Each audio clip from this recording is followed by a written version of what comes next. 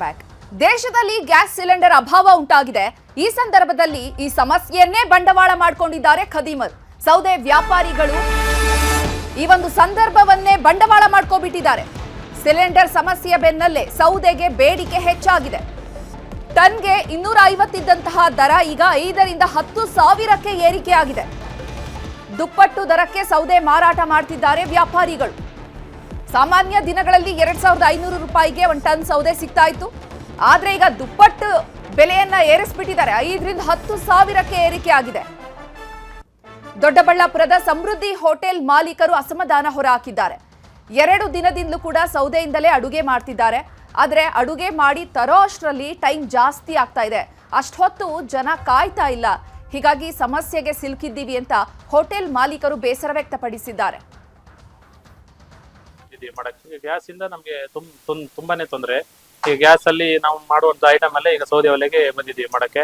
ಈಗ ನಾವು ಬೆಳಿಗ್ಗೆ ಸೌತ್ ಐಟಮ್ ಅಲ್ಲಿ ಸಾಂಬಾರು, ರಸಮು, ರೈಸು, ಆಮೇಲೆ ರೈಸ್ ಬಾತು ಎಲ್ಲ ಸೌದೆ ಒಲೆಯಲ್ಲೇ ಮಾಡ್ತಾ ಇದ್ದೀವಿ. ಬೇರೆ ಈಗ ಚೈನೀಸ್ ಐಟಮ್ ಎಲ್ಲ ಮಾಡಕ್ಕೆ ನಮ್ಗೆ ಕಷ್ಟನೇ ಸೌದೆ ಒಲೆಯಲ್ಲಿ. ಅದರಿಂದ ಗ್ಯಾಸ್ ನಮ್ಗೆ ಬೇಕೇ ಬೇಕು. ಏಜೆನ್ಸಿ ಅವ್ರು ಕೇಳಿದ್ರೆ ಈಗ ಸ್ಟಾಕ್ ಇಲ್ಲ ಅಂತಾರೆ.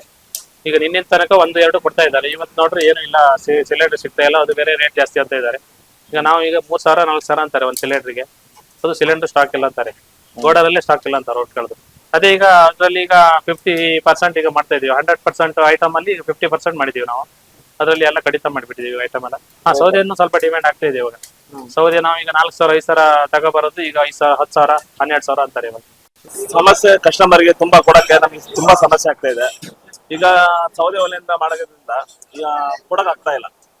ಈಗ ಗ್ಯಾಸ್ ಆಗಿದ್ರೆ ಆಲ್ಮೋಸ್ಟ್ ಗ್ಯಾಸ್ ಇಂದ ಬೇಗ ಕಸ್ಟಮರ್ ಎಷ್ಟು ಬೇಗ ಬರ್ತಾರೋ ಅಷ್ಟು ಬೇಗ ಕೊಡ್ಬೋದು. ಈಗ ಸೌದೆ ಒಲೆಯಿಂದ ಆಗ್ತಾ ಇಲ್ಲ ನಮ್ಮ ಕೈಲಿ. ಭಾರಿ ಕಷ್ಟ ಆಗ್ತಾ ಇದೆ. ಈಗ ದೋಸೆ ಅಷ್ಟೇನೆ. ಈಗ 1-2 ದಿನ ಅಷ್ಟೇ ದೋಸೆನ ಕ್ಲೋಸ್ ಮಾಡೋಕ್ಕಾಗುತ್ತೆ. ಎಲ್ಲ ಸೌದೆ ಒಲೆನೇ. ಗ್ಯಾಸ್ ಆಲ್ಮೋಸ್ಟ್ ಗ್ಯಾಸ್ ಇಂದಾನೆ ನಮ್ಗೆ ಇಲ್ಲ ಸರ್. ಗ್ಯಾಸ್ ಇದ್ರೆ ಚೈನೀಸ್ ಐಟಮ್ ಎಲ್ಲ ಮಾಡ್ಬೋದು. ಗ್ಯಾಸ್ ಇಲ್ಲ ಅಂದ್ರೆ ಕ್ಲೋಸ್ ಮಾಡೋಕ್ಕಾಗುತ್ತೆ. ತುಂಬಾ ಕಷ್ಟ ಆಗ್ತದೆ. ಈಗ ಗ್ಯಾಸ್ ಆದ್ರೆ ಆಲ್ಮೋಸ್ಟ್ ನಾವು ಎಷ್ಟು ಜಲ್ದಿನ ಆಲ್ಮೋಸ್ಟ್ ಕೊಡ್ಬೋದು ಅಂತ ನನಗೆ ಅನ್ಸಿಕೆ. ಗ್ಯಾಸ್ ಏನ್ ಮಾಡ್ತಾ ಇದ್ದೀರಿ ಈಗ? ಸೌತ್ ಇಂಡಿಯನ್ ದೋಸೆ, ಪೂರಿ ಎಲ್ಲ ಮಾಡ್ತಾ ಇದೀವಿ. ಈಗ 2 days ಅಷ್ಟೇ ಗ್ಯಾಸ್ ಇರೋದಂಗ, ಆಮೇಲೆ ಕ್ಲೋಸ್. ಪುತ್ತೂರಿನ ಮಹಾಲಿಂಗೇಶ್ವರ ದೇವಸ್ಥಾನದಲ್ಲಿ ಕಟ್ಟಿಗೆಯನ್ನ ಸ್ಟಾಕ್ ಮಾಡಲಾಗ್ತಾ ಇದೆ. 3,000ಕ್ಕೂ ಹೆಚ್ಚು ಭಕ್ತರಿಗೆ ಪ್ರತಿದಿನ ಅನ್ನದಾನ ಸೇವೆ ನಡೀತಾ ಇದೆ. ಏಪ್ರಿಲ್ನಲ್ಲಿ ವಾರ್ಷಿಕ ಜಾತ್ರೋತ್ಸವ ನಡೆಯುತ್ತೆ. ಈ ಸಂದರ್ಭದಲ್ಲಿ 2.5 ಲಕ್ಷ ಭಕ್ತರು ಕ್ಷೇತ್ರಕ್ಕೆ ಬರುವಂತಹ ನಿರೀಕ್ಷೆ ಇದೆ. ಆ 2.5 ಲಕ್ಷ ಭಕ್ತರು ಕ್ಷೇತ್ರಕ್ಕೆ ಬಂದಂತಹ ಸಂದರ್ಭದಲ್ಲಿ ಅವರಿಗೆ ಪ್ರಸಾದದ ವ್ಯವಸ್ಥೆಯನ್ನ ಮಾಡೋದಕ್ಕೆ ಈಗ ಕಟ್ಟಿಗೆಯನ್ನ ಈಗಿನಿಂದಲೇ ಸಂಗ್ರಹ ಮಾಡಲಾಗ್ತಾ ಇದೆ. ವ್ಯವಸ್ಥಾಪನಾ ಸಮಿತಿ ಏನಿದೆ, ಆ ಸಮಿತಿ ದಕ್ಷಿಣ ಕನ್ನಡ ಜಿಲ್ಲೆ ಪುತ್ತೂರಿನ ಮಹಾಲಿಂಗೇಶ್ವರ ದೇವಸ್ಥಾನದಲ್ಲಿ ಕಟ್ಟಿಗೆಗಳ ಸಂಗ್ರಹ ಮಾಡ್ತಿದ್ದಾರೆ. ಈಗ ಯುದ್ಧದಿಂದಾಗಿ ನಮಗೆ ಗ್ಯಾಸ್ ಸಿಲಿಂಡರ್ ಬೆಲೆ, ಗ್ಯಾಸ್ ಸಿಲಿಂಡರ್ ಸಿಕ್ಕುವುದಿಲ್ಲ, ಅಡಿಗೆ ಗ್ಯಾಸ್. ಆದರೂ ಸಿಕ್ಕಿದ್ದಕ್ಕೆ ಬೆಲೆ ಜಾಸ್ತಿ ಆಗಿದೆ. ಮೊನ್ನೆ ನಾವು ಕೊಂಕಣ್ ಗ್ಯಾಸ್ನವರಿಂದ 10 ಸಿಲಿಂಡರ್ ತರಿಸಿದ್ದೇವೆ. ನಮಗೆ ದಿವಸದಿಂದ 5-6 ಸಿಲಿಂಡರ್ಗಳು ಬೇಕಾಗ್ತದೆ. ಇವತ್ತು ನಮ್ಮ ಮಹಾಲಿಂಗೇಶ್ವರ ದೇವಸ್ಥಾನದಲ್ಲಿ ನಾವು ಒಲೆಯ ವ್ಯವಸ್ಥೆ, ಕಟ್ಟಿಗೆ ಒಲೆಯ ವ್ಯವಸ್ಥೆಯನ್ನು ಮಾಡಿ 2 ಲೋಡ್ ಸೌದೆಯನ್ನು ನನ್ನ ಮನೆಯಿಂದ ಒಡೆದ ಸೌದೆಯನ್ನು ತಂದಿದ್ದೇನೆ. ಹಾಗೆ ಮೊನ್ನೆ ಮಾರಪ್ಪ ರೈಯವರು ಅವರೊಂದು ಲೋಡ್ ಕೊಟ್ಟಿದ್ದಾರೆ. ಹಾಗೆ ನಾವು ಅದಕ್ಕೆ ಬೇಕಾದ ಜನ ಮತ್ತು ಬೇಕಾದ ಪಿಕಪ್ ಲೋಡ್ ಲೆಕ್ಕದಲ್ಲಿ ಲಾರಿಯ ವ್ಯವಸ್ಥೆಯನ್ನು ಕೂಡ ಮಾಡಿದ್ದೇವೆ. ಇನ್ನು ಎಲ್ಲ ಈಗ ನಿನ್ನೆಯಿಂದ ಅಡುಗೆ ನಾವು ಹೊರಗೆ ಮಾಡಿದ್ದೇವೆ. ಪಾಯಸ, ಸಾರು, ಸಾಂಬಾರೆಲ್ಲ ಕಟ್ಟಿಗೆಯ ಒಲೆಯ ಮುಖಾಂತರ ಈಗ ಅಡಿಗೆ ವ್ಯವಸ್ಥೆ ಮಹಾಲಿಂಗೇಶ್ವರ ದೇವಸ್ಥಾನದಲ್ಲಿ ವ್ಯವಸ್ಥಿತ ರೂಪದಲ್ಲಿ ಮಾಡ್ತಾ ಇದ್ದೇವೆ. ಸಿಲಿಂಡರ್ ಇಲ್ಲದೆ ಬಹುತೇಕ ದೇಗುಲಗಳಲ್ಲಿ ಪ್ರಸಾದ ಬಂದ್ ಆಗಿದೆ. ಆದರೆ ಹುಬ್ಬಳ್ಳಿಯ ಸಿದ್ದಾರೂಢ ಮಠದಲ್ಲಿ ಪ್ರಸಾದಕ್ಕೆ ಯಾವುದೇ ಸಮಸ್ಯೆ ಎದುರಾಗಿಲ್ಲ. ಮಠದಲ್ಲಿ ಯಾವುದೇ ಅಡೆತಡೆಗಳಿಲ್ಲದೆ ಪ್ರಸಾದ ವಿತರಣೆ ಮಾಡಲಾಗ್ತಾ ಇದೆ. ಪ್ರತಿನಿತ್ಯ 7 ರಿಂದ 8 ಸಾವಿರ ಜನರು ದೇಗುಲಕ್ಕೆ ಭೇಟಿ ನೀಡ್ತಾರೆ. ಸಾವಿರಾರು ಜನರಿಗೆ ಪ್ರಸಾದ ವಿತರಣೆಯನ್ನ ಮಾಡಲಾಗ್ತಾ ಇದೆ. 90% ಕಟ್ಟಿಗೆಯಿಂದಲೇ ಇಲ್ಲಿ ಪ್ರಸಾದವನ್ನ ತಯಾರು ಮಾಡ್ತಿದ್ದಾರೆ. ಸೋಮವಾರ ಮತ್ತು ಅಮಾವಾಸ್ಯೆಯ ದಿನಗಳಲ್ಲಿ ದುಪ್ಪಟ್ಟು ಜನ ಬರ್ತಾರೆ. ಬೆಳಿಗ್ಗೆ, ಮಧ್ಯಾಹ್ನ ಹಾಗೂ ರಾತ್ರಿ 3 ಹೊತ್ತು ಕೂಡ ಇಲ್ಲಿ ಪ್ರಸಾದ ವಿತರಣೆಯನ್ನ ಮಾಡಲಾಗುತ್ತೆ. ಬಹುತೇಕ ಕಡೆ ಪ್ರಸಾದ ವಿತರಣೆ ನಿಂತಿದೆ. ಆದರೆ ಮಠದಲ್ಲಿ ಮಾತ್ರ ನಿತ್ಯ ನಿರಂತರ ಪ್ರಸಾದ ವಿತರಣೆ ನಡೀತಾ ಇದೆ. 10% ಮಾತ್ರ ಸಿಲಿಂಡರ್ ಮೇಲೆ ಅವಲಂಬಿತರಾಗಿದ್ದಾರೆ. ಉಳಿದಂತಹ 90% ಕಟ್ಟಿಗೆ ಮೇಲೆ ಅವಲಂಬಿಸಿದ್ದಾರೆ.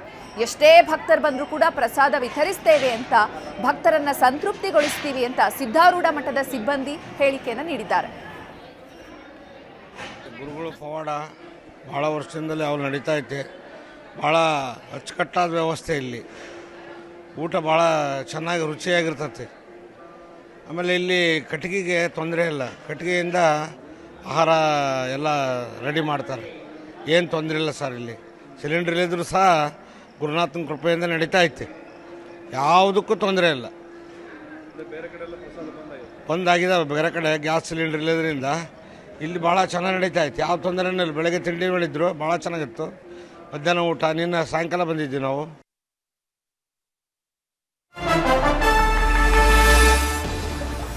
ಇಂದಿರಾ ಕ್ಯಾಂಟೀನ್ಗಳಿಗೆ ಗ್ಯಾಸ್ ಪೂರೈಕೆಗೆ ಸಮ್ಮತಿ ಸಿಕ್ಕಿದೆ.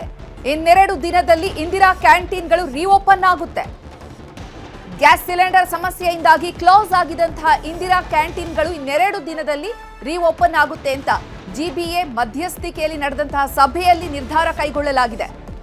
ಈ ಸಭೆಯಲ್ಲಿ ಐಒಸಿ ಒಪ್ಪಿಕೊಂಡಿದ್ದಾರೆ. ಇನ್ನೆರಡು ದಿನದಲ್ಲಿ ನಾವು ರೀಓಪನ್ ಮಾಡ್ತೀವಿ ಇಂದಿರಾ ಕ್ಯಾಂಟೀನ್ ಅಂತ. ಇಂದಿರಾ ಕ್ಯಾಂಟೀನ್ಗೆ ಗ್ಯಾಸ್ ಪೂರೈಕೆಗೆ ಐಒಸಿ ಸಮ್ಮತಿಸಿದೆ. ಬಂದಾಗಿದ್ದಂತಹ 60ಕ್ಕೂ ಹೆಚ್ಚು ಇಂದಿರಾ ಕ್ಯಾಂಟೀನ್ಗಳು.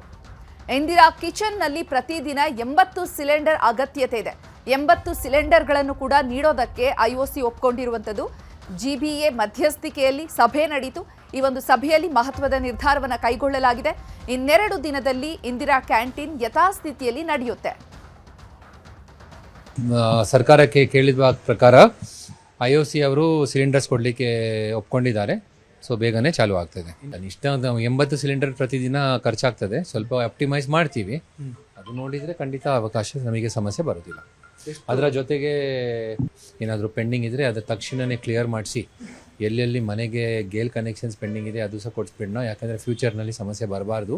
ಅದು ಸಹ ಒಂದು ನಿರ್ದೇಶನ ಕೊಟ್ಟಿದ್ದೀವಿ. ನಾವು ಆಲ್ರೆಡಿ ಸರ್ಕಾರ ಒಂದು ಸರಿ ಪರ್ಮಿಷನ್ ಕೊಡಲಿಕ್ಕೆ ಒಪ್ಕೊಂಡಿದ್ದ ಮೇಲೆ ನಾವು ಕಮಿಟಿಗೆ ವೆರಿಫಿಕೇಷನ್ ಮಾಡಲಿಕ್ಕೆ ಹೇಳಿದರು. ನಾವು ವೆರಿಫಿಕೇಷನ್ ಮಾಡಿ ಇಟ್ಟಿದ್ದೇವೆ.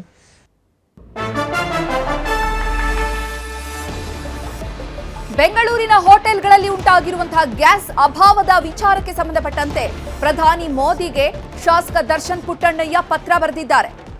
ನಗರದಲ್ಲಿ ಉಂಟಾಗಿರುವಂತಹ ಗ್ಯಾಸ್ ಅಭಾವದ ಬಗ್ಗೆ ವಿವರಣೆಯನ್ನ ನೀಡಿದ್ದಾರೆ.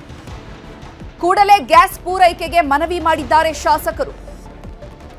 ಬೆಂಗಳೂರಿನ ಹೋಟೆಲ್ಗಳೆಲ್ಲ ಕೂಡ ಕ್ಲೋಸ್ ಆಗ್ತಾ ಇದೆ. ಗ್ಯಾಸ್ ಸಿಲಿಂಡರ್ಗಳಿಲ್ಲದೆ ಹೋಟೆಲ್ ಮಾಲೀಕರು, ಸಿಬ್ಬಂದಿಗಳು ನರಕ ಅನುಭವಿಸುತ್ತಿದ್ದಾರೆ. ಇಂತಹ ಒಂದು ಸಂದರ್ಭದಲ್ಲಿ ಪ್ರಧಾನಿ ಮೋದಿ ಅವರಿಗೆ ಶಾಸಕ ದರ್ಶನ್ ಪುಟ್ಟಣ್ಣಯ್ಯ ಪತ್ರ ಬರೆದು ವಿವರವಾಗಿ ವಿವರಿಸಿದ್ದಾರೆ.